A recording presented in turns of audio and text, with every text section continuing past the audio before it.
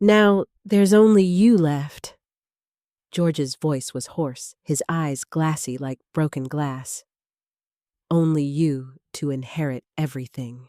I knew right then that Jeremy's death was just the beginning. My name is Dorothy Wilson, and I am 84 years old now. I live in a quiet house in Louisville, Kentucky, with my cat Whiskers and the memories of a life that nearly broke me, but ultimately made me stronger than I ever imagined possible. Those who know me today see a gentle grandmother with silver hair and weathered hands that still bake the best apple pies in the neighborhood. They see someone who volunteers at the local hospital, who reads to children at the library, who tends her garden with the patience of someone who has learned that beautiful things take time to grow. But they cannot see the scars that lie beneath the surface. They cannot imagine the darkness I crawled through to reach the light. They do not know that every act of kindness I perform, every moment of peace I create, is a deliberate choice to build something good from the ashes of something terrible. This is my story. It is not an easy story to tell, and it will not be an easy story to hear. But it is a story that needs to be told, because somewhere out there, someone else is living in the darkness, believing there is no way out. This is for them. This is to show them that survival is possible, that healing is possible, and that sometimes the greatest revenge is simply refusing to let evil win. I was born Dorothy Malachi in 1940 in the heart of rural West Virginia, where the mountains roll like green waves and the morning mist clings to the valleys like the breath of sleeping giants. Our farm sat on 30 acres of rocky soil that fought you for every crop, but when the rains came at the right time and the sun shone just so it could produce enough corn beans and potatoes to feed a family and sell a little extra at the market in Stone Ridge. My father, George Malachi, was a man carved from the mountain stone itself. Hard, unyielding, and sharp enough to cut you if you weren't careful. He stood 6 feet tall, with shoulders broad enough to carry a grown calf, which I saw him do once when our prize heifer got herself trapped in the creek bed during a flash flood. His hands were like leather gloves scarred from years of farm work, and his eyes were the color of storm clouds, gray and unpredictable. But it was my brother Jeremy who was the sun in our small universe. 10 years older than me, Jeremy had inherited the best of both parents, mother's gentle nature and father's strength, while somehow avoiding the worst of either. He had dark hair that caught the light like polished wood, and eyes that crinkled at the corners when he smiled, which was often. Where father was quick to anger and slow to forgive, Jeremy was patient and kind. Where father saw the world in terms of work to be done and problems to be solved, Jeremy saw beauty and possibility. "Look at that sunset, Dottie," he would say, pausing in his evening chores to watch the sky turn gold and pink behind the mountains. "Isn't it something like God's painting a picture just for us?" Father would grunt and tell him to quit his daydreaming and get back to work, but Jeremy would just wink at me and keep on appreciating the world around him. He taught me to whistle, to skip stones across the creek, to catch fireflies in mason jars on summer evenings. He told me stories of knights and dragons, of brave princesses who saved themselves of magical lands just beyond the next mountain. "When I inherit all this," he would say, gesturing at the farm and the mountains beyond, "I'll build you a house right there on the hill with a big porch and windows that look out over the valley. You'll have your own kitchen and a garden full of flowers, and you can bake pies and sell them at the market. You'll be the most successful pie lady in 3 counties. I believed him. I believed in the future he painted with his words, believed in the safety of his promises, believed that nothing could ever change the careful order of our small world. I was 17 when I learned how quickly everything can fall apart. The measles came to our county in the fall of 1958, arriving like an uninvited guest that refuses to leave. It started with the school children. Little Mary Patterson was the first to break out in red spots, followed by the Johnson twins, then half the students at Stone Ridge Elementary. The school closed for 3 weeks, and parents kept their children home, dosing them with everything from willow bark tea to patent medicines ordered from the Sears catalog. "It's just childhood sickness," Father said when Mother worried about Jeremy being around the affected children during his trips to town for supplies. Boy had all his childhood sicknesses years ago, but Jeremy was 27, and he had never had the measles. In those days before vaccines, if you didn't catch certain diseases as a child, you could catch them as an adult, and they were often much worse then. It started with a fever on a Tuesday morning in October. I remember because I was making cornbread for breakfast, and Jeremy came down to the kitchen, moving slower than usual, his face flushed, and his eyes bright with fever. "Just feeling a little peaked," he said when Mother pressed her hand to his forehead.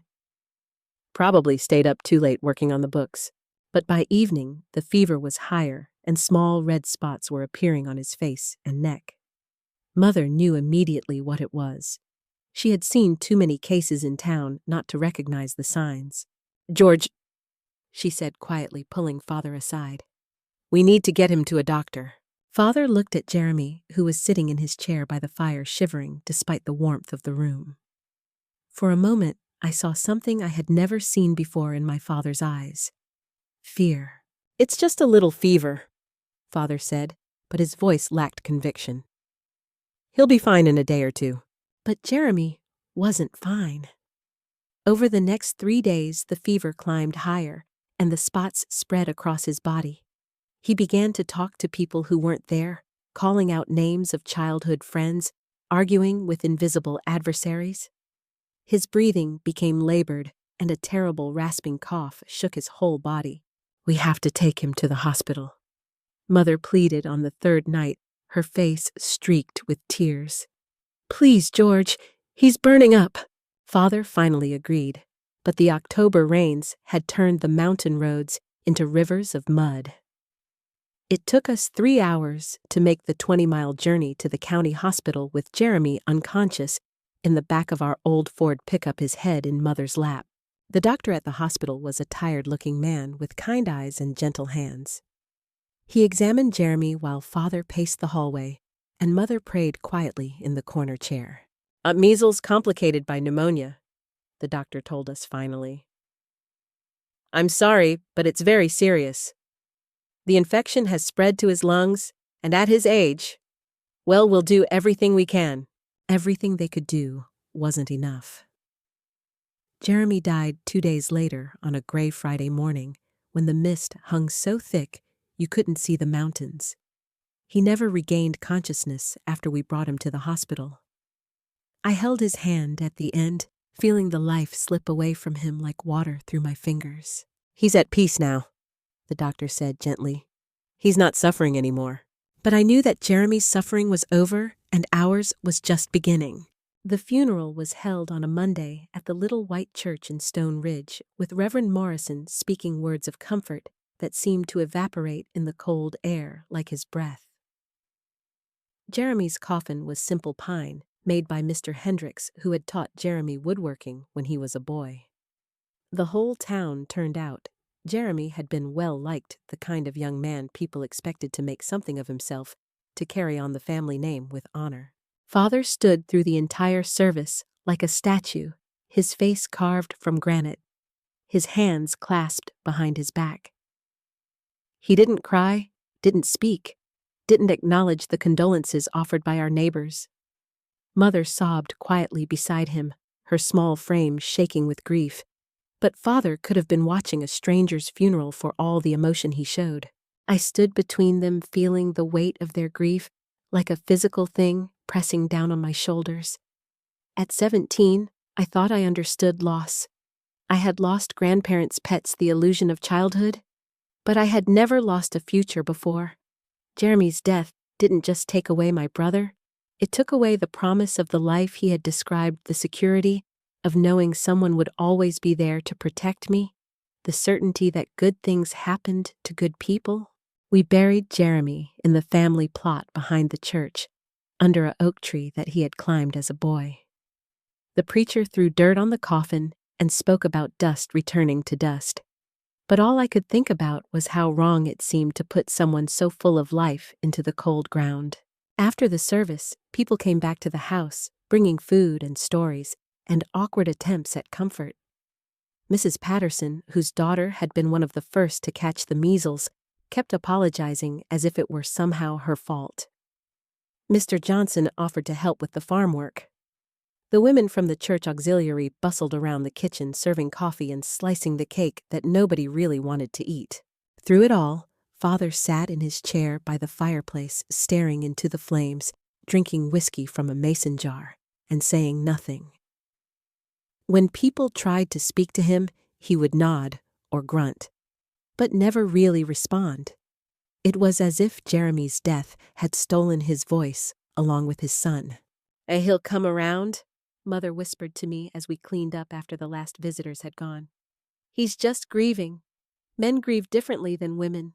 But I could see something in Father's eyes that went beyond grief.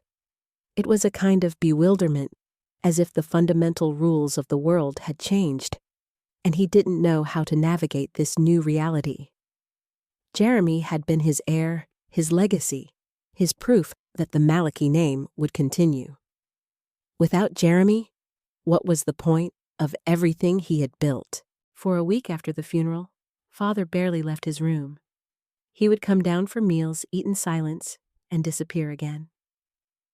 I could hear him pacing at night, the floorboards creaking under his heavy steps. Sometimes I heard the clink of glass, and I knew he was drinking from the bottle he kept hidden in his wardrobe. Mother tried to give him space, tried to be patient, but I could see the worry growing in her eyes. She had lost a son, but she was also losing her husband, and she didn't know how to get him back. On the 7th night after the funeral, I was awakened by a tremendous crash from downstairs. I ran to my bedroom door and listened, my heart pounding. There was another crash, then the sound of glass breaking, then my father's voice raised in anger and pain. I grabbed my robe and ran downstairs, my bare feet slipping on the cold wooden floors. What I found in the living room made my blood run cold. Father was standing in the middle of the destruction he had created. The dining table was overturned, dishes scattered and broken across the floor. The lamp that had sat on the side table was smashed against the wall. And Father was standing there with blood running down his hand where he had cut himself on a piece of broken glass, his eyes wild and unfocused. "It doesn't make sense," he was shouting at no one. "Why build, why work? Why save money and break your back if you've got no one to leave it to?" Mother appeared behind me, her face pale with shock. She started to move toward him, but I caught her arm. "Careful," I whispered. "He's not himself." Mother pulled free and approached Father slowly, her hands outstretched like someone trying to calm a spooked horse. "George," she said softly, "you're hurt. Let me bandage that hand." Father looked at her as if he was seeing her for the first time. "Sarah," he said, his voice suddenly quiet. "What's the point of it all? Jeremy was everything. He was the reason for everything." "We still have Dorothy," Mother said gently. "We still have our daughter." That's when Father turned to look at me, and I saw something in his eyes that made my skin crawl. It wasn't the look of a father seeing his daughter. It was the look of a man calculating value, weighing options, making decisions. "Her," Father said, and there was something ugly in his voice. "What good is she? A daughter can't carry on the family name. She can't run the farm or the businesses. She'll just get married and give everything to her husband's family." He took a step toward me, and I instinctively stepped back. "No," he continued, his voice growing stronger, more certain. "If she's all I have left, then she's going to have to serve a purpose. She's going to have to make up for what I've lost." I didn't understand what he meant, not then, but something deep in my gut, some primitive instinct that had kept my ancestors alive through countless dangers, was screaming at me to run. The man standing in front of me wasn't my father anymore. He was something else, something broken and dangerous. "George," Mother said, her voice shaking. "You're scaring her! You're scaring me!" Father looked around at the destruction he had created, at the blood on his hand, at the fear in our faces. For a moment, I saw a flicker of the man he used to be, confused and ashamed. "I'm sorry," he mumbled. "I'm sorry. I don't know what to do without him." Mother helped him bandage his hand while I cleaned up the broken glass, but I could feel his eyes on me the whole time. When I bent to pick up a piece of pottery, when I reached up to straighten a picture frame, when I moved around the room, he was watching me with an intensity that made my skin crawl. That night, I lay awake in my bed, listening to the house settle around me. I could hear Father pacing in his room, hear the floorboards creaking under his restless feet. I could hear Mother crying quietly in the room next to mine, and I could hear something else. A change in the very air of the house, as if Jeremy's death had torn a hole in the fabric of our family, and something dark was seeping through. I didn't know it then, but that night marked the end of my childhood and the beginning of a nightmare that would last for nearly 2 years.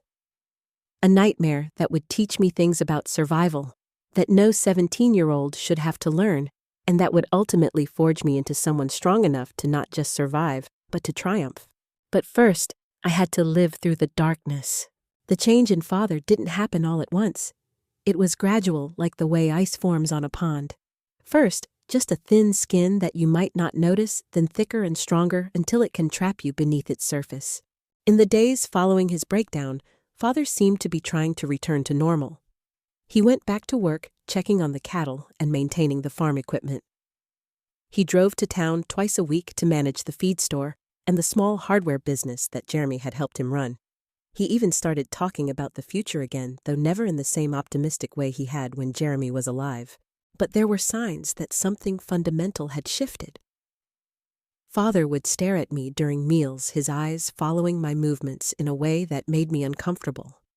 He started asking me to help with business tasks that had previously been Jeremy's responsibility, keeping the books, dealing with customers, making decisions about inventory and pricing.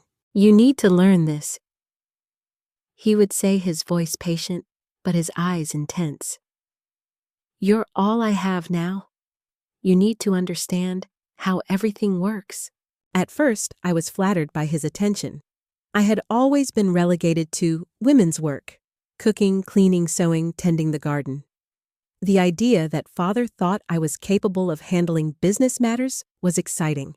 I threw myself into learning, memorizing price lists and customer accounts, practicing my arithmetic and handwriting. But gradually, I began to notice that Father's teaching came with strings attached. He would criticize my appearance, telling me to fix my hair or change my dress before we went to town. He would make comments about my body supposedly in the context of business. "You need to dress more maturely if customers are going to take you seriously," or "a woman in business needs to know how to present herself." The comments made me uncomfortable, but I told myself he was just trying to help me succeed in a man's world. I had no experience with business, no understanding of what was expected of professional women. If Father said I needed to change something about myself, then I would change it. It was Mother who first noticed that something was wrong. "George," she said one evening after I had gone to bed, "you've been spending a lot of time alone with Dorothy lately. People are starting to talk." I wasn't supposed to be listening, but I had come downstairs for a glass of water and heard them arguing in the kitchen. I crept closer to the door and pressed my ear against the wood. "What are people saying?"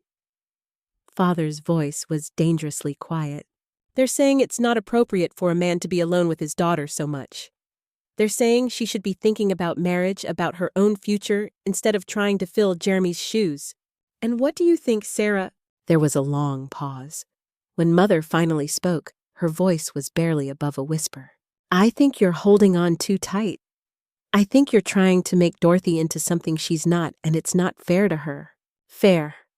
Father's voice rose. "Was it fair for God to take my son? Was it fair for Jeremy to die and leave me with nothing?" "You don't have nothing, George. You have me. You have Dorothy. You have this farm and the businesses and a whole life that you built. Jeremy's death is a tragedy, but it's not the end of everything." Isn't it? Father's voice was bitter. What's the point of building something if you have no one to pass it to? What's the point of working and saving and planning if the family name dies with you? Dorothy is your family too. Dorothy is a girl. She'll marry someone and take his name and give him everything I've worked for. That's not family, Sarah. That's giving away your life's work to strangers. I heard Mother's sharp intake of breath, and then Father's voice again, softer now, but somehow more frightening. Nah, unless she doesn't marry. Unless she stays here and takes care of what I've built. Unless she understands that she has responsibilities now. The silence that followed was heavy with unspoken implications. I crept back upstairs, my heart pounding, but I couldn't shake the feeling that I had just heard something important, something that would change everything. I was right. 3 weeks after Jeremy's funeral, on a night when the October wind howled through the mountains like a living thing, I woke to the sound of my bedroom door opening. At first, I thought it was Mother. She sometimes checked on me during storms, worried that a tree might fall on the house or lightning might strike. But the figure in my doorway was too tall, too broad to be Mother, and the smell that drifted across the room, whiskey and sweat and something else, something dangerous, made my stomach clench with fear. Jeremy. Father's voice was slurred, uncertain. Is that you, son? I lay very still, hoping he would realize his mistake and leave. But he stepped into the room and closed the door behind him, and I heard the soft click of the latch. I knew you'd come back, he whispered, moving closer to my bed. I knew you wouldn't leave your old man alone. The mattress dipped as he sat down beside me, and I felt his hand touch my hair. In the darkness, I could see the outline of his face, the way his eyes reflected the faint light from the window. You look different, he murmured, his fingers tangling in my hair. Smaller, but it's you, isn't it? It's my boy. I wanted to speak to tell him I wasn't Jeremy, that Jeremy was dead and buried and never coming back. But something in his voice, something desperate and broken, warned me that the truth might be dangerous. Don't leave me again, Father whispered, and his hand moved from my hair to my cheek. I can't bear it if you leave me again. That's when I realized that Father wasn't just drunk. He was having some kind of breakdown, some kind of episode where reality and fantasy blurred together. In his mind, I wasn't Dorothy anymore. I was Jeremy, returned from the dead to comfort his grieving father. I should have corrected him then. I should have turned on the lamp and shown him my face, reminded him of who I was and who he was. But I was 17 and frightened, and I made the mistake of thinking that kindness was always the safest option. I'm here, I whispered, not confirming or denying his delusion. I'm here, and I'm not going anywhere. Father's hand stilled on my face, and I felt some of the tension leave his body. For a moment, I thought he might get up and leave, might return to his own room and sleep off whatever had brought him to mine. Instead, he lay down beside me on the narrow bed, his body pressed against mine, his arm thrown across my waist. I missed you so much, he breathed into my hair. I didn't know how to live without you. I lay there in the darkness, trapped between his body and the wall, feeling the rise and fall of his chest against my back. I told myself that this was innocent, that he was just a grieving father, seeking comfort from what he believed was his returned son. I told myself that in the morning he would wake up and realize his mistake, and we would never speak of this strange night.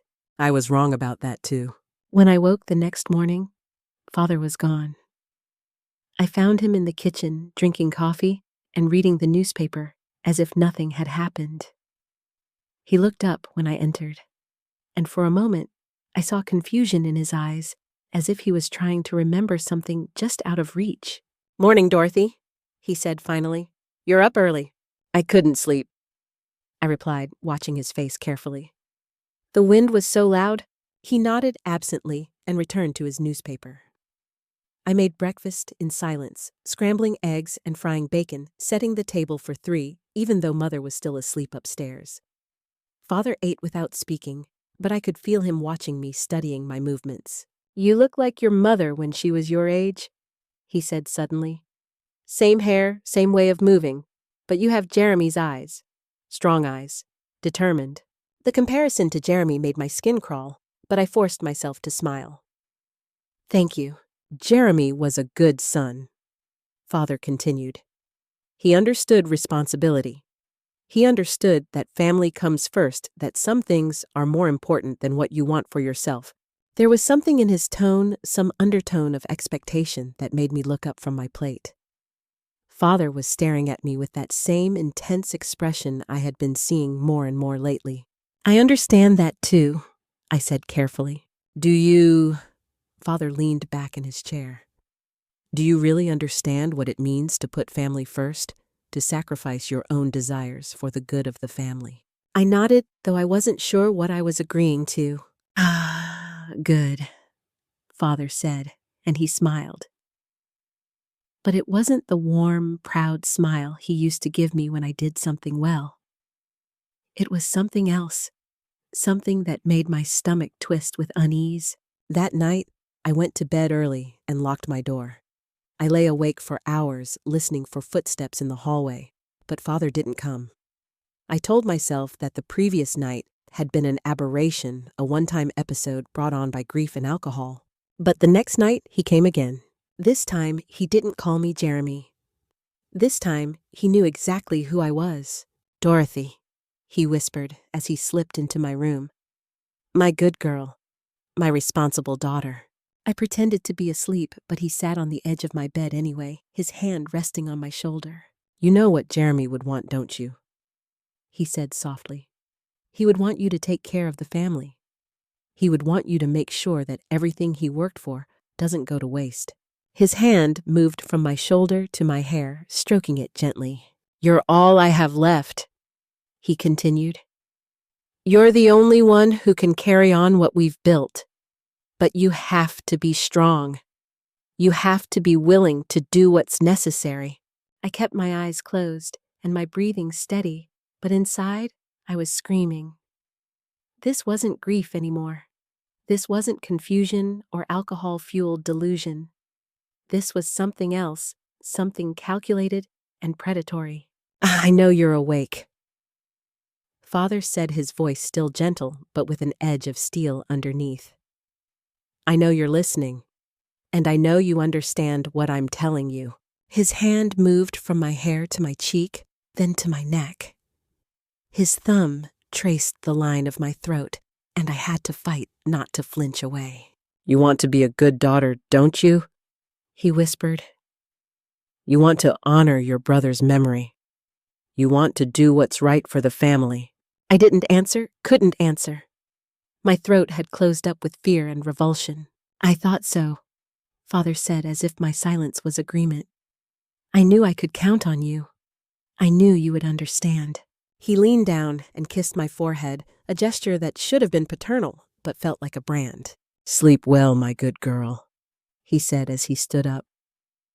"Tomorrow we'll start making plans for your future. For our future." After he left, I lay in bed, shaking my mind, racing. I didn't fully understand what was happening, but I knew it was wrong. I knew that whatever Father was planning, whatever he expected from me, it was going to destroy everything I thought I knew about myself and my family. I was 17 years old, and I was learning that there are monsters in the world who don't look like monsters. They look like fathers and husbands and pillars of the community. They hide behind respectability and righteousness, and they use love as a weapon to control and manipulate. But I was also learning something else, something that would serve me well. In the dark days ahead, I was stronger than I looked. I was smarter than anyone gave me credit for. And I was absolutely determined to survive whatever was coming. I just didn't know yet how high the price of survival would be. The pattern established itself over the following weeks, with the relentless regularity of a ticking clock. Father would come to my room 2 or 3 times a week, always late at night, always when Mother was asleep. He would sit on my bed and talk to me about responsibility and family and the future, his hands roaming over my body in ways that made my skin crawl. He never went too far. Not yet. His touches were always accompanied by words about duty and sacrifice, as if he was preparing me for something, grooming me for a role I didn't understand. He would stroke my hair and tell me how proud Jeremy would be of my dedication to the family. He would touch my face and explain how important it was for me to stay close to home to focus on the family business instead of thinking about marriage and children of my own. "Other girls your age are foolish," he would say, his fingers tracing the line of my jaw. "They think about boys and pretty dresses and romantic nonsense. But you're different. You're special. You understand what really matters." I began to dread nightfall. I would lie in bed with my muscles tense, listening for the sound of his footsteps in the hallway. I tried locking my door, but he had keys to every room in the house. I tried staying awake all night, thinking I could pretend to be sick or sneak out before he arrived, but exhaustion always won in the end. During the day, he was the perfect father. Attentive, protective, proud of my progress in learning the business. He would bring me small gifts from town, compliment my appearance, brag to customers about how smart and capable his daughter was. To the outside world, we looked like a family successfully healing from tragedy. But I was dying inside. The worst part was that I couldn't tell anyone what was happening. What would I say? That my father came to my room at night and touched me inappropriately. That he made me uncomfortable with his attention. On the surface, his behavior could be explained away as a grieving father being overprotective of his only remaining child. I had no proof of anything overtly criminal, no witnesses to his nighttime visits, and even if I had proof, who would I tell Mother was so wrapped up in her own grief and her efforts to support Father through his that she barely noticed what was happening around her? The women at church would be horrified by such accusations against a respected member of the community. The men would either not believe me or worse, would blame me for somehow encouraging his attention. In 1958, in rural West Virginia, a 17-year-old girl had very few options and even fewer people who would take her word against that of a grown man, especially if that man was her own father. So I kept silent and tried to find ways to protect myself. I started wearing multiple layers of clothing to bed, hoping to make his exploration more difficult. I practiced staying perfectly still and unresponsive during his visits, thinking that if I showed no reaction, he might lose interest. I even considered running away, but I had nowhere to go and no money of my own. The trap was closing around me, and I couldn't see any way out. Everything changed on a cold December night 2 weeks before Christmas. I had been dozing fitfully when I heard my door open, and I braced myself for another of Father's visits. But this time was different. This time he was drunk, not just the usual whiskey on his breath drunk, but stumbling, incoherent drunk. "Jeremy," he slurred as he stumbled toward my bed. "My boy, my good boy." He was back to confusing me with my dead brother, which should have been a relief. But as he collapsed onto my bed, I realized that his confusion might make him more dangerous, not less. "I'm so sorry." He mumbled, his words barely comprehensible. "I'm so sorry I let you down. I'm so sorry I couldn't save you." His hands were everywhere, grasping at me desperately, and I could smell the whiskey on his breath, the sour sweat of his body.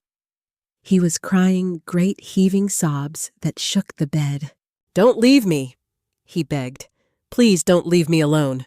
I tried to push him away, but he was too heavy, too strong.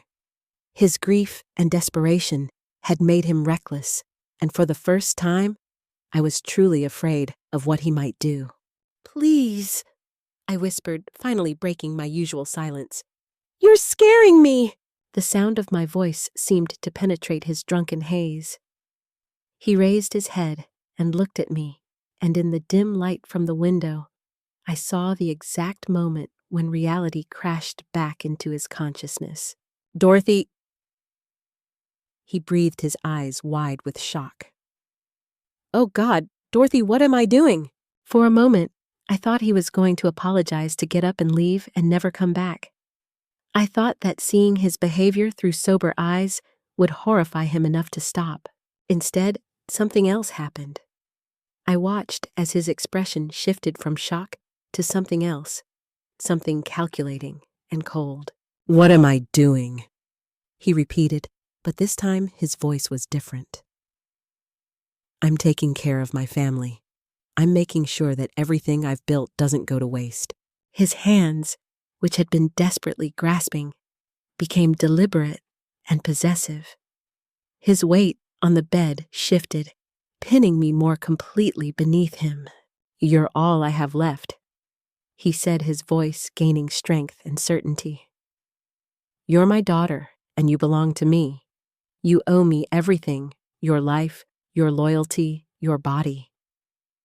Jeremy understood that. He knew that family comes first, that sometimes we have to sacrifice for the greater good. I tried to struggle, but he was too strong. I tried to scream, but he clamped his hand over my mouth. "Shh," he whispered. "Don't wake your mother. She wouldn't understand. She's weak like most women. But you're different. You're strong enough to do what needs to be done." What happened next was the worst experience of my young life. Father took from me something that should have been mine to give something that should have been shared in love and trust and mutual respect. He stole my innocence, my sense of safety, my belief that the people who were supposed to protect me would actually do so. When it was over, he lay beside me for a few minutes, his breathing heavy and satisfied. Then he sat up, straightened his clothes, and looked down at me with an expression that chilled me to the bone. "This is how it's going to be now," he said calmly. "You belong to me, Dorothy. You're going to take care of me and this family, and you're going to do it willingly. Because if you don't, if you try to run away or tell anyone what's happening, I'll make sure everyone knows what a wicked, seductive girl you are. I'll tell them how you came to my room, how you tempted me in my grief, how you used your body to try to take Jeremy's place in my affections." He stood up and walked to the door, pausing with his hand on the knob. "Who do you think they'll believe?" he asked. "A respected member of the community, a grieving father who's been taken advantage of by his own daughter, or a 17-year-old girl who's already shown herself to be bold and inappropriate by working in men's business?" He left me there, broken and bleeding and terrified, knowing that he was right. In the world I lived in, men like him were always believed over girls like me. I had no power, no voice, no way to make anyone understand what had really happened. I was trapped, and he knew it. The next morning, I couldn't get out of bed. I was sore and scared and ashamed, and I wanted nothing more than to disappear into the mattress and never emerge.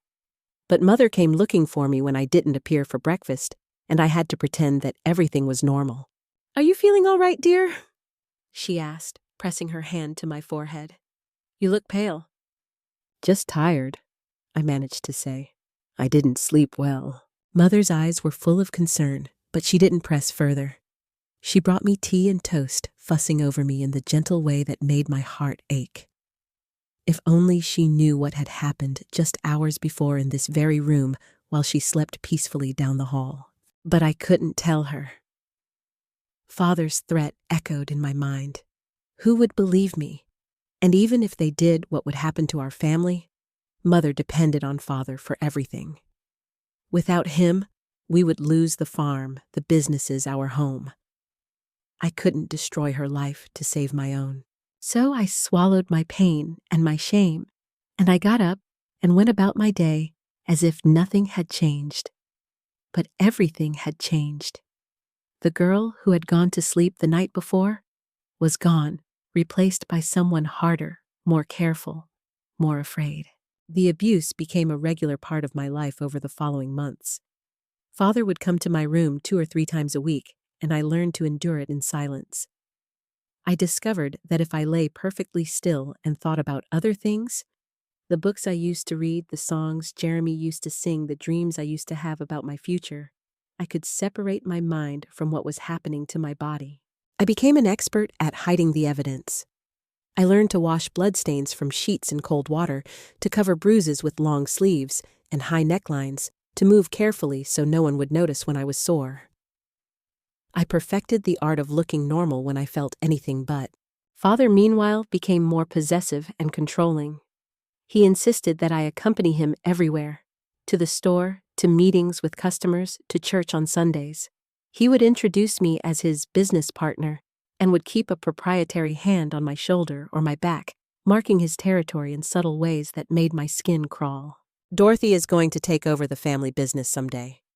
He would tell people, his voice full of pride. She's got a head for numbers and a natural talent for dealing with people. I'm training her to follow in Jeremy's footsteps. The comparisons to Jeremy were constant now.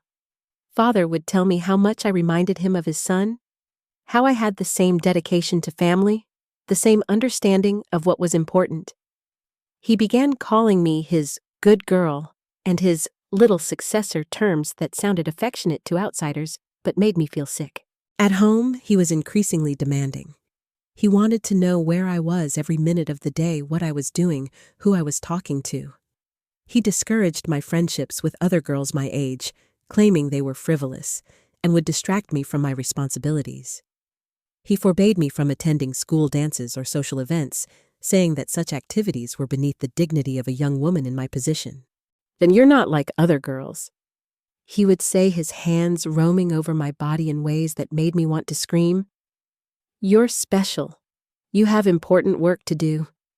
You can't waste your time on childish nonsense. Mother noticed the changes in our relationship, but she misinterpreted them. She saw Father's attention to me as a sign that he was healing from Jeremy's death, finding new purpose in training me to carry on the family legacy. She was so relieved to see him engaged with life again that she didn't question the intensity of his focus on me. I'm so proud of how well you two are working together, she told me one evening as we prepared dinner. Your father needs this. He needs to feel like he's building something for the future. I wanted to tell her the truth, but the words stuck in my throat. How could I explain that Father's training included violating me in ways that made me feel dirty and ashamed? How could I destroy her relief and happiness by revealing the monster that her husband had become? So I smiled and nodded and played my part, even as I died a little more inside each day. The worst part was that I began to blame myself. Father was so convincing, so skilled at making his abuse seem like love, that I started to wonder if I had somehow encouraged him. Maybe I had been too affectionate, too trusting. Maybe I had sent signals that I didn't mean to send. Maybe this was somehow my fault. You're such a good daughter, he would whisper after he finished with me. So understanding, so willing to do what's necessary for the family. Jeremy would be proud of how well you're taking care of me. The guilt was almost worse than the physical abuse. I felt like I was betraying Jeremy's memory by allowing Father to use me in his name. I felt like I was betraying Mother by keeping such a terrible secret from her. I felt like I was betraying myself by not fighting back, by not finding a way to stop what was happening. By the spring of 1959, I was a shadow of my former self. I had lost weight, developed dark circles under my eyes, and fell into long periods of silence that worried Mother, but which I couldn't explain. I jumped at sudden noises, flinched when people touched me unexpectedly, and found it hard to concentrate on anything for more than a few minutes at a time. Maybe we should take you to see Dr. Patterson, Mother suggested one day when she found me staring blankly out the kitchen window instead of helping with the washing. You haven't been yourself lately. The suggestion terrified me. What if a doctor could tell what had been happening to me? What if he examined me and discovered evidence of Father's abuse? What if he asked questions that I couldn't answer without revealing the truth? "I'm fine," I said quickly. "Just tired. It's been a long winter." Mother looked unconvinced, but she didn't push the issue. She was dealing with her own grief and exhaustion, and I think she was afraid to dig too deeply into problems that might be too big for her to handle. That night, I made a decision that would change everything. I was going to tell someone what was happening to me, no matter what the consequences might be. I couldn't go on living this way, couldn't continue to endure Father's abuse in silence. I needed help, and I was going to find it. I chose Mrs. Henderson, the pastor's wife, because she had always been kind to me, and because she seemed like the type of person who would know what to do in a crisis. I planned to approach her after church on Sunday to ask if I could speak with her privately about a personal matter. But fate had other plans. December 24th, 1959, Christmas Eve. A day that should have been filled with joy and celebration instead became the night that our world literally went up in flames. Father had been drinking heavily all day, starting with whiskey in his morning coffee, and continuing throughout the afternoon. He was in one of his dark moods, the kind that had been coming more frequently as the anniversary of Jeremy's death approached. He would sit in his chair by the fireplace, staring into the flames, and muttering to himself about unfairness and loss and the meaninglessness of life. Mother and I tried to stay out of his way, going about our preparations for Christmas dinner with quiet efficiency. We had invited a few neighbors to join us. The Pattersons, whose daughter had recovered from the measles, and old Mr. Hendricks, who had no family of his own. It was meant to be a small, peaceful celebration, a way to honor Jeremy's memory while still acknowledging the holiday. But Father had other ideas. Around 6 o'clock, he suddenly stood up from his chair and announced that he had something important to do. He disappeared into his bedroom for several minutes, and when he emerged, he was carrying a wrapped package that I had never seen before. Family meeting. He declared, his words slightly slurred. "Everyone in the living room. Now." Mother and I exchanged worried glances, but we followed him into the living room. He had also called in the 2 farmhands who were still working for us. Old Joe, who tended the cattle, and his nephew Billy, who helped with the heavier work around the farm. "Today is Christmas Eve." Father began swaying slightly as he stood in front of the fireplace. "A day for family, a day for remembering what's important." He held up the wrapped package, and I could see that his hands were shaking. "I bought this for my son," he continued. "For Jeremy. Because even though he's not here, he's still part of this family. He's still the most important person in this house." Mother started to say something, but Father cut her off with a sharp gesture. "I want everyone to understand something," he said, his voice rising. "Jeremy was everything to me. He was my heir, my legacy, my proof that the Maliki name would continue. Without him, none of this matters. None of it has any meaning." He tore the wrapping off the package, revealing a pair of expensive leather boots, the kind that Jeremy had always wanted, but had never been able to afford. "These are for you, son," Father said, addressing the empty air as if Jeremy were standing right there. "I hope you like them. I hope you're proud of what your old man has built for you." The silence in the room was deafening. Even the farmhands who had seen Father's odd behavior before were clearly uncomfortable. Mother's face was pale with worry and embarrassment. "George," she said softly, "maybe you should sit down, have some coffee. The guests will be here soon." "Guests?" Father's voice was sharp with anger. "What guests? Why would we have guests when Jeremy isn't here to meet them?" He looked around the room wildly, his eyes finally settling on me. You, he said, pointing at me. "You're supposed to be taking his place. You're supposed to be filling the hole he left behind. But you're not him, are you? You're just a pale imitation, a poor substitute for the real thing." The words hit me like physical blows.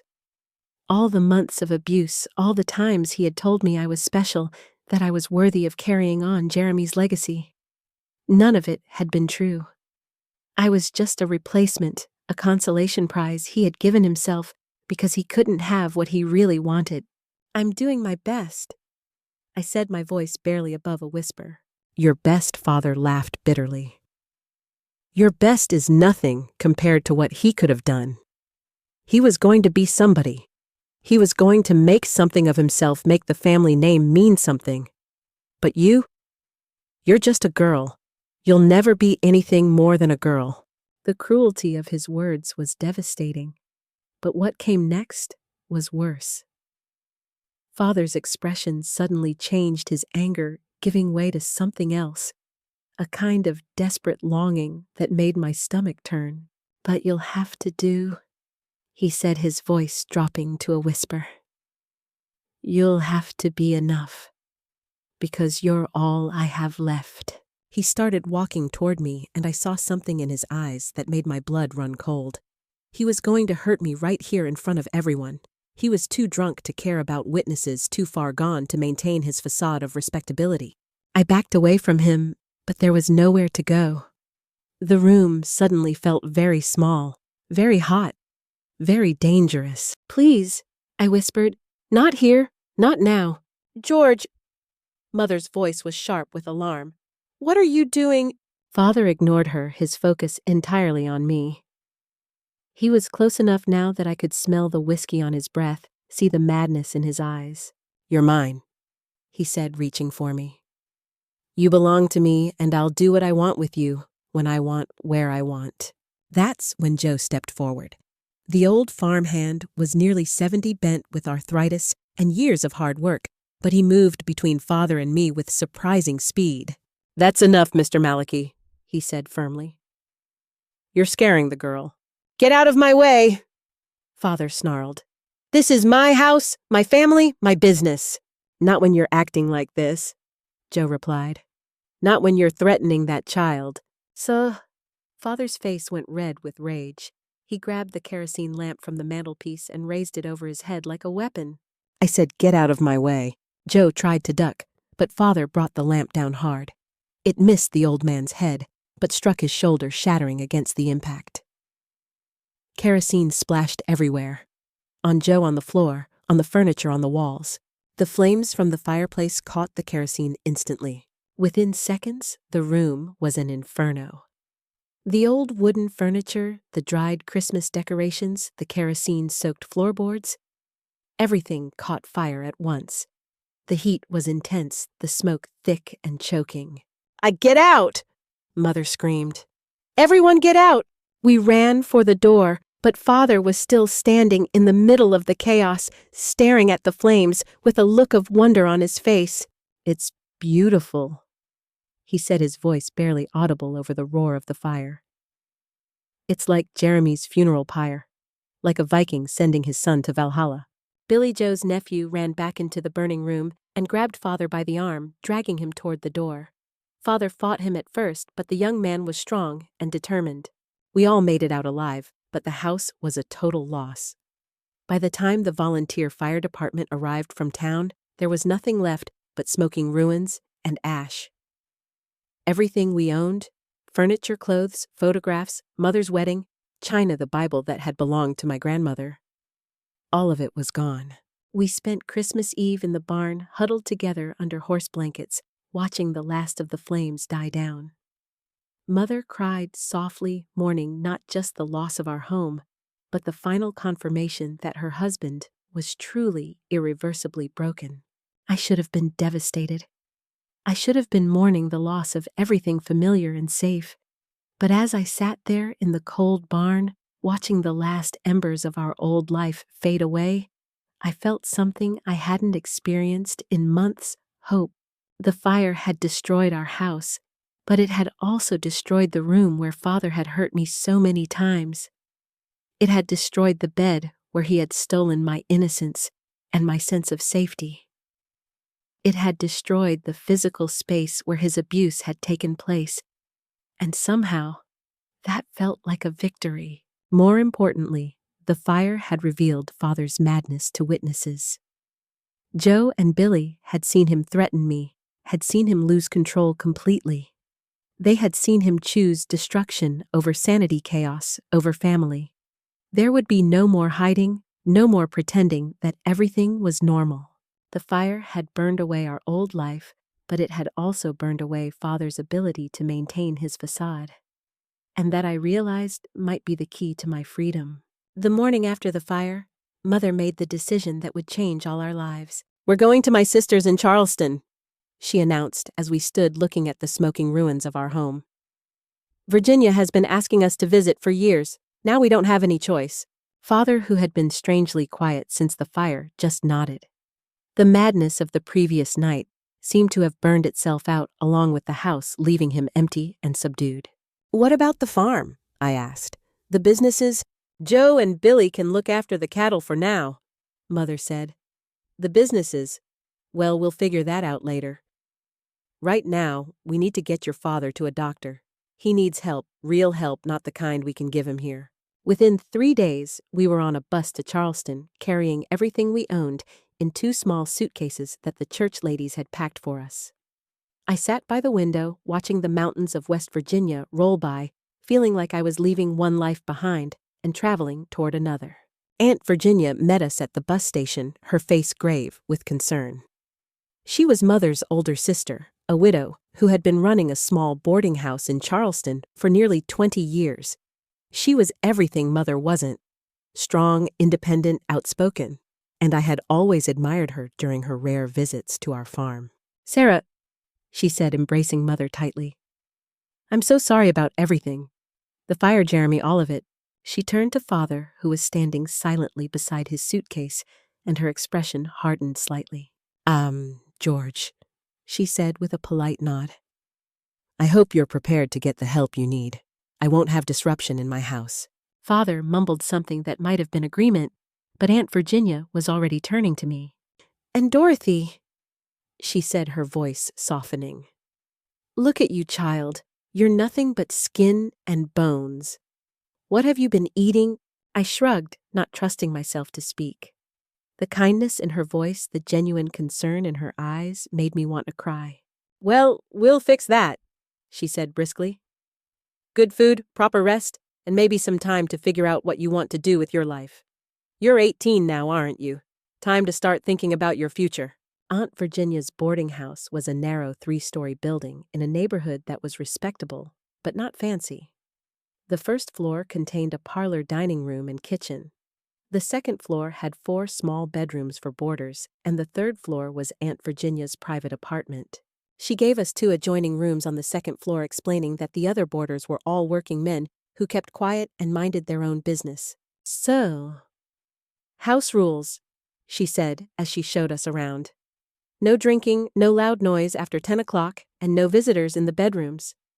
Breakfast is at 7, dinner at 6. If you're not here for meals, you don't eat. Everyone helps with chores, and everyone pays their way." She looked directly at Father as she said this last part. I've arranged for you to see Dr. Morrison tomorrow," she told him. "He's a specialist in disorders of the mind. He comes highly recommended." Father nodded absently, but I could see that he was already retreating into himself, becoming smaller and more withdrawn as the reality of his situation sank in. That first night in Charleston, I lay awake in my narrow bed, listening to the unfamiliar sounds of the city through my window. For the first time in months, I wasn't afraid of my bedroom door opening. Father was in the room next door, but Aunt Virginia was just down the hall, and somehow her presence made me feel safer than I had in a long time. The next morning, Aunt Virginia took Father to his appointment with Dr. Morrison, while Mother and I went shopping for clothes to replace what we had lost in the fire. It was strange to walk through the department stores looking at dresses and shoes and undergarments, trying to rebuild a wardrobe from scratch. "Choose whatever you like," Mother said, but her voice was distracted, worried. "We have a little money from the insurance, and Virginia is being so generous." I picked out simple, practical things: skirts and blouses that would be appropriate for work, a warm coat for winter, sturdy shoes that would last. I avoided anything pretty or feminine, anything that might draw attention to my body. I had learned to make myself as invisible as possible, and I wasn't ready to change that habit yet. When we returned to the boarding house, we found Aunt Virginia and Father sitting in the parlor, their faces grave. "What did the doctor say?" Mother asked anxiously. "Dr. Morrison thinks it would be best if George were admitted to the state hospital for a while," Aunt Virginia said carefully. "For observation and treatment. He says that what happened with the fire combined with the other behaviors indicates a serious mental disturbance." "Other behaviors?" Mother's voice was sharp with alarm. Aunt Virginia glanced at me, and I saw understanding in her eyes. Somehow she knew. Maybe she had seen the signs during our conversation with the doctor, or maybe she had simply recognized the symptoms of abuse in my demeanor. Either way, she knew. "We'll discuss it later," she said diplomatically. "The important thing is that George gets the help he needs." Father was admitted to the state hospital 3 days later. Mother cried as the orderlies led him away, but I felt only relief. For the first time in over a year, I would be able to sleep without fear, to move through the world without constantly looking over my shoulder. "It's for the best," Aunt Virginia said as we watched the hospital transport disappear down the street. "He's sick, Sarah, sicker than you want to admit, and he's dangerous." "He's my husband," Mother said through her tears. "He's Dorothy's father. He's not a monster." "Isn't he?" Aunt Virginia's voice was gentle but firm. "Tell me honestly, Sarah, haven't you suspected that something was wrong? Haven't you noticed how Dorothy has changed?" Mother looked at me, then really looked at me, and I saw the exact moment when she allowed herself to see what she had been avoiding for so long. My thinness, my jumpiness, my withdrawal from family life. All of it suddenly made sense in a horrible, heartbreaking way. "Oh, God," she whispered. "Oh, Dorothy, what did he do to you?"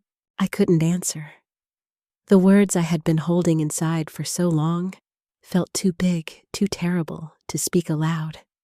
But Aunt Virginia stepped forward and put her arms around me, and for the first time in months, I felt safe enough to cry. "It's over now," she said softly. "You're safe now. He can't hurt you anymore." But even as I cried in her arms, I knew that healing would take much longer than safety. The damage Father had done to me went deeper than bruises or scars. He had changed the way I saw myself, the way I related to other people, the way I moved through the world. Learning to trust again to feel safe in my own skin would be a long and difficult process. But for the first time in over a year, I had hope that it might be possible. Life in Charleston fell into a rhythm over the following months. Mother found work as a seamstress, her skilled hands earning enough to pay Aunt Virginia for our room and board. I helped around the boarding house cooking and cleaning and managing the accounts while also taking care of some of the other boarders' mending and laundry. It was honest work, and it felt good to be useful in a way that didn't involve fear or shame. Aunt Virginia treated me like a capable adult, trusting me with responsibilities and respecting my opinions. For the first time in my life, I began to understand what it felt like to have some control over my own circumstances. Father remained at the state hospital, and the reports from his doctors were not encouraging. The trauma of Jeremy's death, combined with what Dr. Morrison delicately referred to as moral degradation, had left him in a state of severe mental collapse. He spent his days sitting in the hospital's common room, staring at nothing, occasionally muttering to himself in a language that no one could understand. "He doesn't recognize me anymore," Mother reported after one of her weekly visits. "He looks right through me as if I'm not even there." I felt guilty for being relieved by this news, but I couldn't help it. The idea that Father might never recover, might never be able to hurt me again, was like a weight lifted from my shoulders. It was during this time that I began to notice changes in my own body. At first, I attributed the nausea and fatigue to the stress of our changed circumstances. But as the weeks passed and my monthly cycle failed to arrive, I began to suspect something else. The realization hit me like a physical blow. I was pregnant. I tried to deny it at first telling myself that the irregularity was just a result of poor nutrition and emotional trauma. But as my body continued to change, as my breasts became tender and my waist began to thicken, I could no longer avoid the truth. I was carrying Father's child. The knowledge was devastating. Not only had Father stolen my innocence and my sense of safety, but he had also planted this terrible seed inside me, a constant reminder of what he had done. I felt contaminated, marked by his abuse, in a way that would be impossible to hide. I managed to keep the pregnancy secret for several weeks, wearing loose clothing and avoiding situations where my changing body might be noticed. But Aunt Virginia was too observant, too experienced with the ways of women to be fooled for long. She confronted me one evening as I was helping her prepare dinner for the boarders. "How far along are you?" she asked without preamble. I dropped the potato I was peeling, my hands shaking. "I don't know what you mean." "Dorothy," she said gently, "I've been a woman for 62 years. I know the signs. How far along?" I collapsed into a chair, all my carefully constructed defenses crumbling. 3 months, I whispered. "Maybe 4. Aunt Virginia nodded grimly. "Your father—" I couldn't speak, but my tears were answer enough. "Does your mother know?" I shook my head. "We need to tell her," Aunt Virginia said, "and we need to decide what to do." The conversation with Mother was even more difficult than I had expected. She reacted with shock, then denial, then a grief so profound that it seemed to age her 10 years in 10 minutes. "My baby," she kept saying, holding me while I cried. "My poor baby. I should have known. I should have protected you." "What are we going to do?" I asked when the tears had finally stopped. "There are options," Aunt Virginia said carefully. "It's not too late to end the pregnancy. I know someone who could help." The idea filled me with horror. Despite everything, despite the circumstances of its conception, the life growing inside me was innocent. It was half of Father, yes, but it was also half of me. And I found, somewhat to my surprise, that I wanted to protect it. "No," I said firmly. "I won't do that. This baby doesn't deserve to pay for what Father did." "Then we'll manage," Mother said, her voice stronger now. "We'll find a way to raise the child. People will talk, but we'll manage." "People will do more than talk," Aunt Virginia warned. "An unwed mother, especially one so young, it won't be easy." "I don't care," I said. "I'm not going to kill my baby because of what other people might think." And so the decision was made. I would have the child despite the scandal it would cause, despite the difficulties we would face.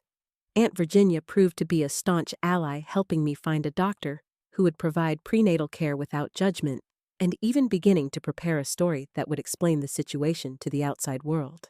We'll say you were married," she suggested.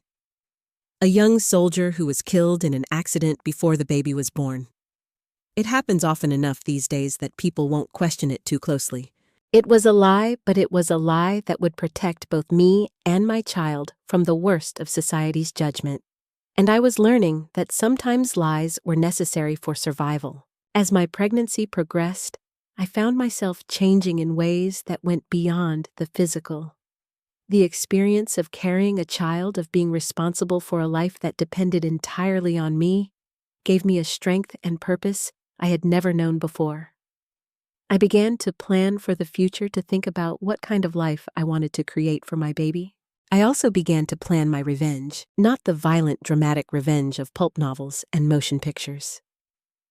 I was neither strong enough nor ruthless enough for that kind of retribution. But I was smart, and I was patient, and I was discovering that the most devastating revenge was often the subtlest. I was going to erase George Malachi from my life so completely that it would be as if he had never existed.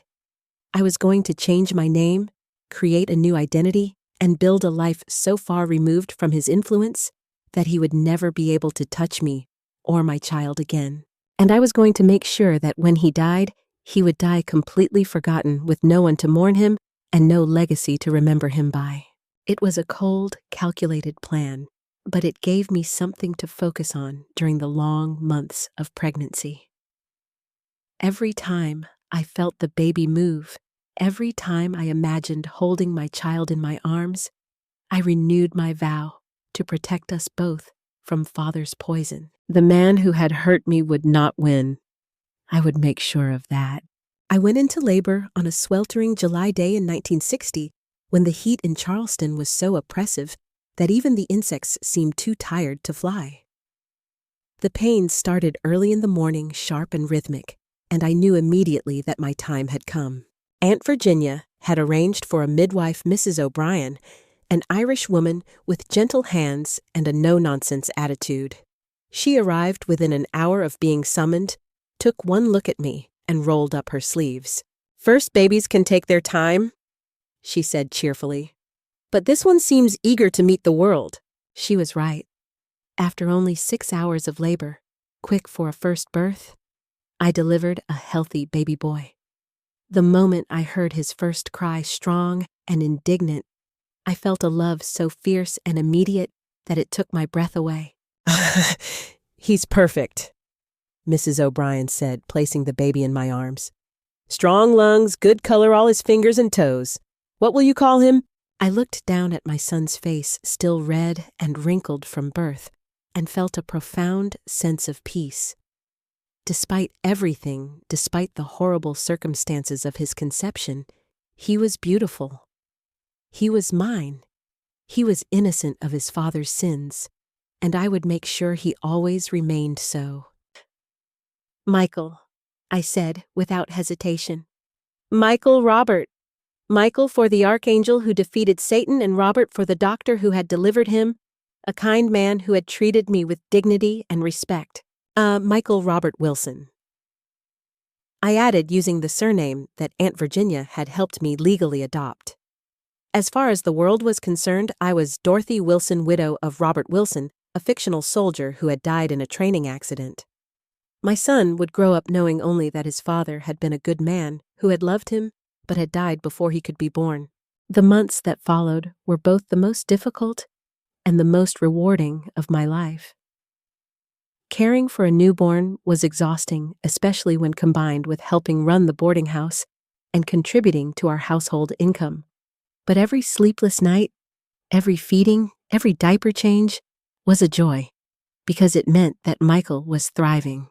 He was a happy baby, quick to smile and slow to cry, with dark hair that curled at the edges and eyes that gradually changed from newborn blue to a warm brown. He looked nothing like father, for which I was grateful, but he had my stubborn chin and what Aunt Virginia called an old soul's wisdom in his gaze. Mother doted on him, seeing in her grandson a chance to heal some of the wounds that Jeremy's death had left in her heart. She would spend hours rocking him, singing lullabies, telling him stories about the mountains of West Virginia where his mother had been born. "He's going to be someone special," she would say, her voice full of wonder. "I can feel it. This little boy is going to do great things." I hoped she was right. I was determined to give Michael every opportunity I had never had to raise him with love and respect, and the knowledge that he was valued for who he was, not for what others expected him to be. It was around Michael's first birthday that we received the news that would change everything again. Father had died in the state hospital. The official cause of death was listed as general paresis of the insane, a condition that Dr. Morrison explained was the final stage of syphilis.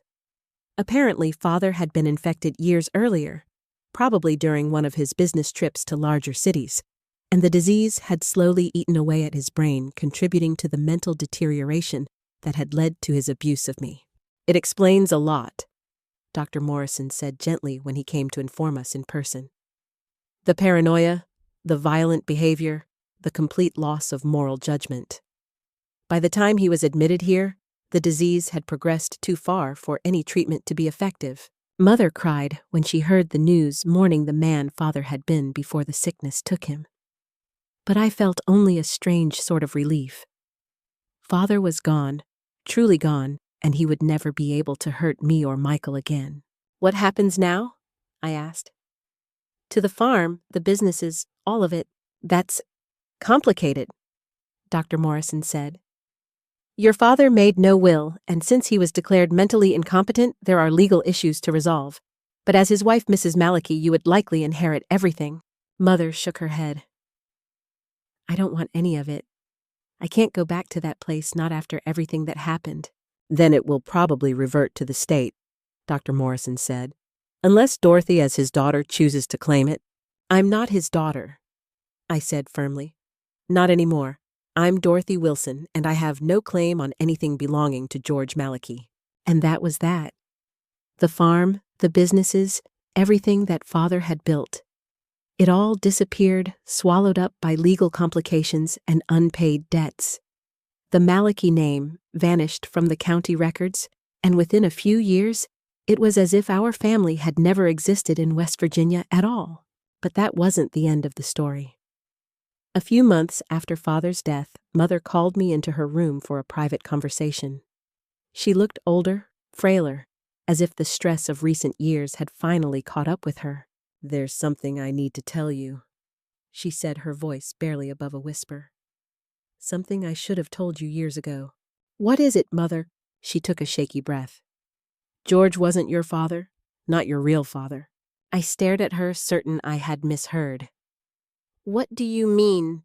When I was 16, I fell in love with a boy named James Carson. He was a law student home for the summer, working at his uncle's law firm in Charleston. We were intimate. When I discovered I was pregnant, James had already returned to school. I wrote to him, but he never responded. Later I learned he had married someone else, a girl from a wealthy family. The words hit me like a physical blow. You mean... I mean that George agreed to marry me knowing I was carrying another man's child. He said he would raise you as his own, give you his name, but only if I promised never to tell anyone the truth. Not even you. My mind reeled. Everything I thought I knew about my identity, my family, my past, it was all a lie. So when he hurt me, I couldn't finish the sentence. It wasn't incest, Mother said, her voice breaking. It was rape, pure and simple. The rape of a girl who had no blood relation to him at all. He had no right to you, Dorothy. No right at all. The revelation was both devastating and liberating. Devastating because it meant that everything I had believed about my family was false. Liberating because it meant that I truly had no connection to George Malachi, no obligation to carry his legacy or honor his memory. Why didn't you tell me? I asked. Because I was ashamed, Mother whispered. Because I thought it was better for you to have a father, even a flawed one, than to know you were born out of wedlock. Because I was a coward. I reached out and took her hand. You weren't a coward, Mother. You were trying to protect me the only way you knew how. But I failed, she said, tears streaming down her face. I failed to protect you when it mattered most. You didn't fail, I said firmly. You saved me. You brought me to Charleston. You helped me build a new life. That's not failure. That's love. This new knowledge changed everything for me. If George Malachi wasn't my father, then I had no reason to carry his name or acknowledge his existence in any way. I could cut myself off from him completely legally and emotionally. More importantly, it meant that my son had no connection to George Malachi at all. Michael was free from that tainted bloodline, free to become whoever he chose to be without the shadow of his grandfather's sins. Chapter 10. Building a New Life. Over the next few years, I focused on building the life I wanted for myself and my son. I took classes in bookkeeping and business management skills that would serve me well in the years to come. I found work at a small accounting firm where my attention to detail and natural aptitude for numbers quickly earned me promotions and increased responsibilities. Michael grew into a bright, curious toddler who charmed everyone he met. He had an easy laugh and a fearless spirit that reminded me of Jeremy at his best. Watching him explore the world with such joy and confidence helped heal some of the wounds that years of abuse had left in my heart. In 1963, I met Robert Turner, a pharmacist who had recently moved to Charleston to take over his uncle's drugstore. Robert was a kind, gentle man who treated me with respect and affection. When I told him about my fictional marriage to Michael's father, he accepted the story without question and never pressed me for details I couldn't provide. "The past is the past," he said when I tried to explain why I was sometimes distant or fearful. "What matters is who we are now and who we choose to become." We married in the spring of 1964 in a small ceremony at Aunt Virginia's boarding house. Michael, now 4 years old, served as our ring bearer, taking his role very seriously. As I watched my son walk down the makeshift aisle, his face solemn with concentration, I felt a peace I had never experienced before. I was no longer Dorothy Malachi, the broken girl who had been victimized by a madman. I was Dorothy Turner, wife and mother, building a life based on love and mutual respect. I had survived the worst that life could throw at me, and I had come out stronger on the other side. Robert formally adopted Michael, giving him the Turner name and all the legal protections that came with it. To the world, we were a normal family, a pharmacist, his wife who worked as a bookkeeper, and their son who played Little League baseball and got good grades in school. But I never forgot where I came from or what I had survived. And I never stopped planning my ultimate revenge against George Malachi. My revenge wasn't dramatic or violent. It was subtle, thorough, and absolutely devastating in its completeness. First, I made sure that George Malachi's name was erased from every record I could find.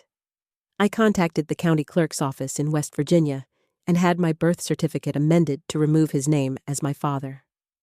I tracked down old school records, church records, any document that might connect me to him, and had them corrected or destroyed. I hired a private investigator to research George's background, looking for any other family members who might remember him or carry on his legacy. What I discovered was that George had been essentially alone in the world. His parents were dead. He had no siblings, no cousins, no friends who might memorialize him after his death. Jeremy's death had been recorded in the local newspaper, but George's death in the state hospital had gone unreported. There was no obituary, no funeral, no marker to show that he had ever existed. The state had buried him in the paupers section of the hospital cemetery in an unmarked grave that would be forgotten within a generation. The farm where I had been born was sold for back taxes and eventually subdivided into small lots for new housing. The businesses George had built were closed and their assets sold to pay his debts. Within 5 years of his death, there was no physical trace of anything he had accomplished in his life. But my revenge went deeper than just erasing records and property. I was determined to make sure that George Malachi's genetic line died with him completely. I had myself sterilized after Michael's birth, ensuring that I would never have another child who might carry George's genes. It was a drastic step, but I was willing to sacrifice my own fertility to make sure that nothing of George survived into the next generation. Of course, I knew that Michael wasn't actually George's biological son. Mother had revealed that truth to me, but I let George's genetic line die anyway because the symbolism was important to me. As far as the world was concerned, George Malachi had no descendants, no one to carry on his name or remember his existence.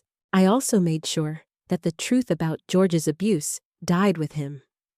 Mother and I never spoke of it again after that one conversation, and I never told Robert or anyone else what had really happened to me.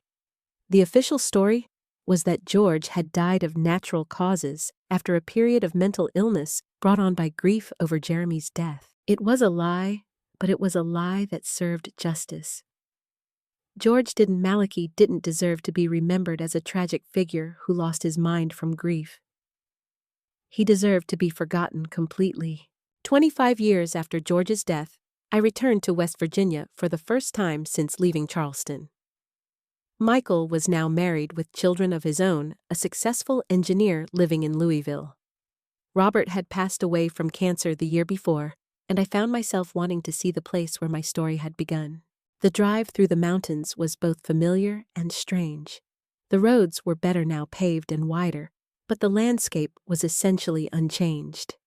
The same rolling hills, the same dense forests, the same morning mist clinging to the valleys. I found the place where our farm had been now a small subdivision called Malachi Heights. The name was a bitter irony, a development named after a man who had been erased from history, whose crimes had been forgotten along with his accomplishments. The house where I had been born, where Jeremy had died, where George had committed his crimes. It was gone, replaced by a dozen small ranch houses with neat lawns and chain-link fences.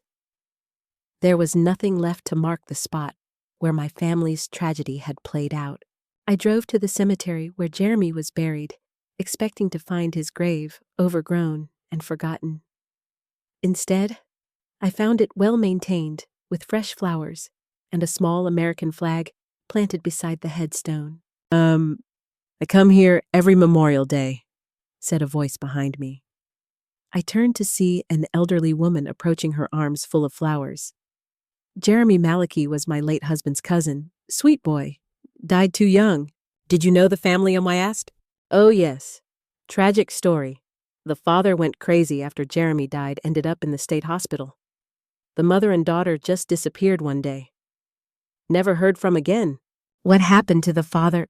"Died in that hospital, I heard. No one claimed the body. Terrible thing, a man dying all alone like that with no family to mourn him." I nodded sympathetically, but inside I was smiling. George had indeed died alone and unmourned, exactly as I had planned. "Do you know what happened to the daughter?" I asked. "Dorothy?" "No idea. She was just a slip of a girl when I last saw her. Probably got married, changed her name, moved away. That's what girls did back then. I'm sure she made a good life for herself," I said. "I hope so. She deserved better than what she got from that family." I agreed with her, though not in the way she meant.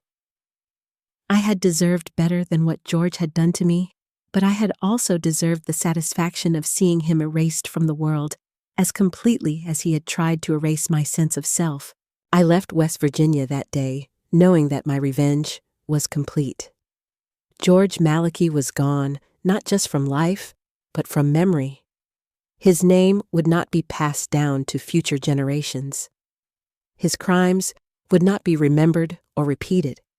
His very existence had been wiped from the record, as if he had never been born.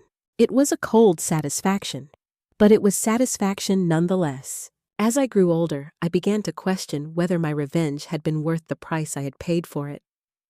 I had spent so much energy erasing George from the world that I had also erased parts of my own past. Parts that might have been worth preserving. I had no photographs of Jeremy, no mementos of our childhood together, no way to share stories about him with my son and grandchildren. In erasing George, I had also erased the good memories of my early life, the times when I had been truly happy and safe. Michael knew nothing about his true heritage, nothing about the mountains where I had been born, or the brother I had loved. I had given him a fictional father and a sanitized version of my past, protecting him from the truth, but also depriving him of any real connection to his roots. Sometimes I wondered if I had been too thorough in my revenge. Maybe some memories, even painful ones, were worth preserving. Maybe some truths, even difficult ones, were worth telling. But then I would remember the fear I had lived with for so long, the shame and powerlessness that had consumed me during those terrible months. I would remember the sound of my bedroom door opening in the middle of the night, the weight of George's body pinning me down the way he had made me feel, like I was nothing more than an object for his use. No, my revenge had been justified. George Malachi had forfeited his right to be remembered when he chose to destroy an innocent girl's life. He had earned his erasure from history through his own actions. I had survived, I had thrived, and I had made sure that his evil died with him. That was enough. When my granddaughter Sarah, named after my mother, turned 16, I decided to share part of my story with her. Not the whole truth. That would have been too much for a teenage girl to bear. But enough to help her understand the importance of speaking up when someone tries to hurt her. There was a time when I was young. I told her when someone I trusted tried to hurt me. I was too scared to tell anyone what was happening, and that made it worse. Sarah listened intently, her eyes wide with concern.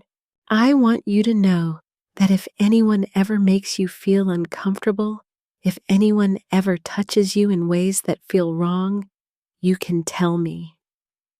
No matter who it is, no matter what they threaten, you can always come to me. What happened to the person who hurt you? She asked. He died a long time ago, I said. But more importantly, I survived. I found people who loved me and protected me, and I built a good life despite what he did. That's what matters. Not that bad things happen, but that we can overcome them. Sarah nodded seriously. I'm glad you told me, Grandma, and I'm glad you survived. So am I, sweetheart. So am I. I made the same conversation with each of my grandchildren as they reached adolescence. I wanted them to know that they had someone they could trust, someone who would believe them if they ever found themselves in danger. I wanted to break the cycle of silence that had allowed George to hurt me for so long. It was a small thing, perhaps, but it felt like the most important legacy I could leave behind. Not the erasure of a monster, but the protection of innocence. I am 84 years old now, and I know my time is growing short. I have lived longer than I ever expected to, longer than I deserved to after everything I survived. I have seen my son become a successful, happy man with children of his own. I have watched my grandchildren grow up strong and confident, protected by the love of their family. The nightmares have faded over the years, though they have never completely disappeared. Sometimes I still wake in the middle of the night, heart pounding, listening for footsteps that will never come. But those moments are rare now, and they pass quickly. I have found peace in small things. In the garden I tend behind my house, in the books I read, in the letters I write to my grandchildren. I have found purpose in volunteering at the local women's shelter, helping other survivors find their way to safety and healing. Most importantly, I have found forgiveness, not for George, who never deserved it, but for myself. I have forgiven myself for not fighting back harder, for not speaking up sooner, for the years I spent consumed by the need for revenge. I have learned that survival is not about being strong enough to prevent bad things from happening. It's about being strong enough to heal from them afterward. My revenge against George Malachi was complete and devastating. I erased him from history so thoroughly that it's as if he never existed. But in the end, that's not what I'm most proud of. I'm proud of the fact that I survived. I'm proud of the son I raised, the life I built, the love I found despite everything. I'm proud of the fact that I chose to create rather than destroy, to build rather than tear down. George Malachi thought he could break me. He thought he could reduce me to nothing more than a victim, a receptacle for his sickness and rage. But he was wrong. I was stronger than he imagined, more resilient than he could have dreamed. I am Dorothy Wilson, and this is my story. It is a story of survival, of healing, of the power of love to overcome even the darkest evil. It is a story of revenge, yes, but ultimately it is a story of triumph. The man who hurt me is dead and forgotten, but I am still here. I am still fighting, still loving, still living.